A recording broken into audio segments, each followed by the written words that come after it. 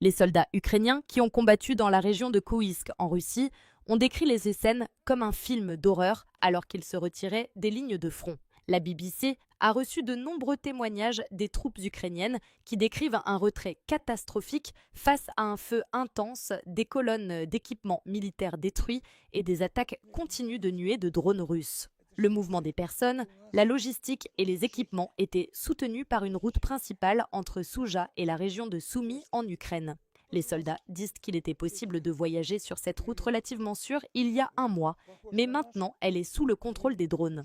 Et tandis que Moscou a déclaré avoir pris la ville de Souja, la plus grande que l'Ukraine avait capturée à Kouysk, les forces ukrainiennes, selon les soldats eux-mêmes, ont été écrasées de 3 côtés. Cependant, les efforts pour maintenir le contrôle de la route ont échoué. Les troupes ont été ordonnées de quitter les lignes de défense dans un retrait organisé alors que la Russie avait rassemblé des forces considérables pour reprendre la ville, y compris des Nord-Coréens. Selon des experts, en fait, la Russie avait rassemblé une force allant jusqu'à 7000 troupes pour reprendre Kouysk, y compris environ 12 000 Nord-Coréens. La Russie avait également envoyé ses meilleures unités de drones sur le front et avait utilisé des variantes kamikazes pour prendre le contrôle des routes principales de logistique. Des responsables occidentaux estiment que l'offensive de l'Ukraine à Kouysk impliquait initialement environ 12 000 troupes. Ils étaient, parmi leurs soldats, les mieux entraînés, équipés d'armes fournies par l'Occident, y compris des chars et des véhicules blindés.